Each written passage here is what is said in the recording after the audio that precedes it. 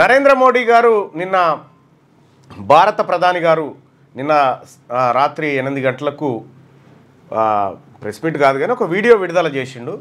ఆ వీడియోలో నేను భారత్ పాకిస్తాన్ మధ్య జరిగినటువంటి ఈ ఘర్షణలు, ఆ తర్వాత భారత్ ఎలాంటి నిర్ణయాలు తీసుకుంది, భారత్ ఎలా దాడి చేసింది, పాకిస్తాన్ను ఎలా ఎదుర్కొంది అనేటువంటి అన్ని అంశాలను చర్చించే ప్రయత్నం చేసిండు. అయితే ప్రధానమంత్రి గారు మాట్లాడినటువంటి మాటల్ని, ఆ సందర్భాన్ని బట్టి చూస్తే ఏదో కొంత ప్రజల నుంచి వచ్చినటువంటి ప్రశ్నలు కానీ, వ్యతిరేకత కానీ, దాన్ని చెప్పాల్సినటువంటి బాధ్యత లేకపోతే ఇబ్బంది అవుతుంది అనేటువంటి పరిస్థితిలో ఆ వీడియో రిలీజ్ చేసినట్టుగా కొంతమంది అభిప్రాయపడ్డారు. అయితే మరి వాస్తవానికి కూడా నరేంద్ర మోడీ గారు చెప్పిన దాంట్లో వార్త ఏదైతే ఉందో, నేను ఈనాడు పేపర్ చదివేటువంటి క్రమంలో నాకు చాలా కన్ఫ్యూజన్ క్రియేట్ అయింది. అందులో ఒకటి, పాకిస్తాన్తో మనము ఎందుకు కాల్పుల విరమణకు అంగీకరించినాం? సో పాకిస్తానే చొరవ చూపించిందా, లేకపోతే అమెరికా ఒత్తిడి ఏమైనా చేసిందా, నిజంగా భారతే వెనక్కి తగ్గిందా? ఈ అనేటువంటి అంశాలలో ఒక కన్ఫ్యూజన్ క్రియేట్ అయింది. దానికి కారణాలు ఉన్నాయి. ఒకటేంటంటే, భారత్ తన మిసైళ్లను పాకిస్తాన్ అణ్వాయుధాలు దాచినటువంటి ప్రాంతంలో మిసైళ్లను వేసినట్టుగా, అక్కడి నుంచి ఆ రేడియేషన్ రిలీజ్ అవుతున్నట్టుగా, తద్వారా పాకిస్తాన్ భయపడి వెంటనే అమెరికాను అప్రోచ్ అయిపోయి మధ్యవర్తిత్వానికి రిక్వెస్ట్ చేయడంతో మధ్యవర్తిత్వం భారత్కు భారత్తో మధ్యవర్తిత్వం జరిపి ఈ విరమణకు అంగీకరింపజేసారు అనేది ఒక కథనం కనిపించింది. అయితే విషయం ఏంటంటే, మేము మా మిసైల్ని ఏదాన్ని కూడా పాకిస్తాన్ సంబంధించినటువంటి అంశాల వైపు తీసుకుపోలేదు అని మన భారత ఎయిర్ ఫోర్స్ ఖండించింది. అది కాబట్టి ఆ చర్చకు తావలేదు. ఇక పాకిస్తాన్లో అణుబాంబులు దాచినటువంటి చోట మన మిసైల్ పడడంతో రేడియేషన్ రిలీజ్ అవుతుంది అనేటువంటి మాట చెప్పి ఇది కూడా అబద్ధమని ఇరు దేశాలు కూడా ఖండించినాయి. సో కాబట్టి ఆ చర్చకు తావులేదు. అంటే మనం అణుబాంబులను డిస్టర్బ్ చేసినాము అనేటువంటి చర్చకైతే అక్కడ తావులేదు. రెండో అంశం ఏంటంటే, భారత్ను అమెరికా మధ్యవర్తిత్వానికి భారత్ ఎందుకు తలొగ్గింది అనుకున్నప్పుడు ట్రంప్ కూడా ప్రకటన చేసిండు. ఏమని, నా మధ్యవర్తిత్వం వల్లనే ఈ సంధి కుదిరింది, లేకపోతే చాలా విస్ఫోటనం జరిగేదనేటువంటి మాట ఆయన చెప్పిండు. సో ట్రంప్కు సంబంధించి వాణిజ్యపరమైనటువంటి ఆంక్షలు విధిస్తామనేటువంటి హెచ్చరిక భారత్కు ట్రంప్ చేయడంతో భారత్ దిగొచ్చింది అనేటువంటి ఇంకో కథనాన్ని కూడా అదే పేపర్లలో చదవడం జరిగింది. సో ఏది నిజం? నిన్న ప్రధానమంత్రి గారు మాట్లాడినటువంటి మాట తర్వాత మనం పేపర్లో ఒక మాట చూస్తే, ఈనాడు పేపర్లో చూసినటువంటి హెడ్లైన్, కాళ్ళ బేరానికి వచ్చింది అని చెప్పి మనం హెడ్లైన్ చూస్తా ఉన్నాం. కాళ్ళ బేరానికి వచ్చిన తర్వాత మళ్ళీ కాల్పులు ఎందుకు జరిపింది? మళ్ళా కాళ్ళ బేరానికే వచ్చింది, కానీ ప్రధానమంత్రి మోడీ గారు మాట్లాడిన తర్వాత మళ్ళీ బాంబులు పడ్డాయి అని చెప్పి కాళ్ళ బేరానికి వచ్చినప్పుడు మళ్ళీ కాల్పులకు ఎందుకు దిగిండు? వాడే ఊకోవాలి, ఇంకా వద్దురా అని చెప్పి వద్దని దండం పెట్టాలి, వాడే దండం పెట్టి ఊకోవాలి. కానీ ఆ పరిస్థితి కనిపించలేదు. సో ఇదే ఈనాడు దినపత్రికలో మనం రెండు పక్కపక్కన చూడొచ్చు. ఇగో, జమ్మూ కాశ్మీర్లోని సాంబా జిల్లాలో సోమవారం రాత్రి కనిపించిన పాకిస్తాన్ డ్రోన్లు అంటూ ఒక వార్త ఉంది. ఇక్కడ కాళ్ళ బేరానికి వచ్చిందని ప్రధానమంత్రి గారు చెప్తా ఉన్నారు. అక్కడ పోయేసరికి కాళ్ళ బేరం కాదు, ఇది కాల్పులు అని చెప్పి మళ్ళీ కాల్పులు చేశారు.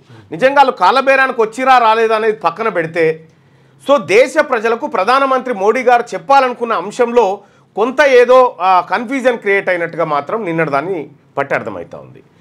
ఇప్పుడు మేమిద్దరిట్లలో ఎవరినో సుదర్శన్ తప్పు చేసిండు అనుకో, నన్ను కాల్చి చంపితే ప్రజలకేం సంబంధం? కాబట్టి నీ పహల్గామ్ దాడిలో పాల్గొన్నటువంటి వాళ్ళని ఇప్పటి వరకు పట్టుకోలేదు, వాళ్ళు దొరకలేదు, వాళ్ళ టాపికే లేదు. మరి ఉగ్ర శిబిరాలను మనం విధ్వంసం చేసినాం, మంచిదే చేసినాం, చేయాల్సిందే కూడా. కానీ వీళ్ళేరి ఈ అంశం చర్చకు రాలే. పాక్ ఆక్రమిత కాశ్మీర్కు సంబంధించినటువంటి అంశంలో పాకిస్తాన్తో చర్చలు ఉంటే ఆ అంశం పైనే ఉంటాయి అనేటువంటి మాట చెప్పారు. ఆ అంశం చేజారి మంచిగా పాక్ ఆక్రమిత కాశ్మీర్ మనం చేజిక్కించుకునేటువంటి అవకాశాన్ని మనమే చేజార్చుకున్నామని చెప్పి మన retired officers, army officers, air force, navy అధికారులు చెప్తున్నటువంటి మాట. సో మనం ఈ అన్ని ఆపర్చునిటీలని వదులుకొని అసలు ఈ ఆపరేషన్ సింధూర్ ద్వారా మనం ఇండియా ఏం సాధించింది, నిజంగా 27 మందిని చంపినటువంటి ముష్కర్లను పట్టుకొని నడి రోడ్డు మీద ప్రజలు చూస్తుండగా కాల్చినామంటే అట్లాంటిది వాళ్ళు ఎక్కడున్నారో తెలియదు. ఇట్లా అనేకమైనటువంటి సందేహాలు తెర మీదకి వచ్చినాయి. ఓవైపు భారత్ ఏమో ఎస్ మనం ఈ యుద్ధం గెలిచినాం, తుదముట్టించినాం అని చెప్తా ఉంటే, పాకిస్తాన్ దినపత్రిక చూడు ఏం రాసుకొచ్చిందో.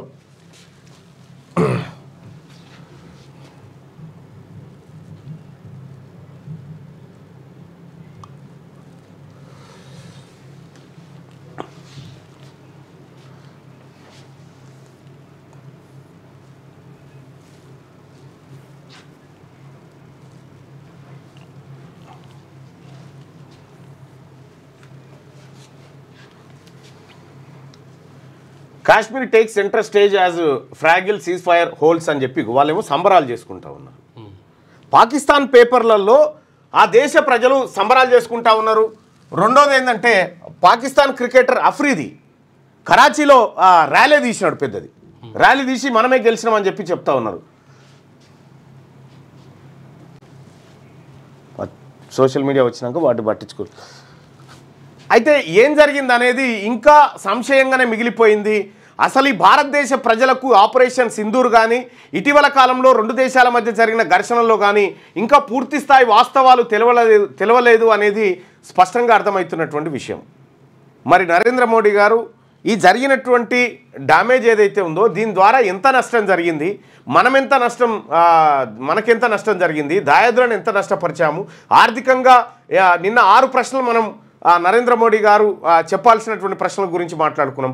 ఆ ప్రశ్నల్లో 1-2 మినహా మిగతా పూర్తి స్థాయి ప్రశ్నలకు సమాధానం వచ్చినట్టుగా అనిపించట్లేదు. మొత్తానికి ఆపరేషన్ సింధూర్ అనేది అది ఏం జరిగిందో ఎటుపోయిందో అర్థం కానటువంటి పరిస్థితి.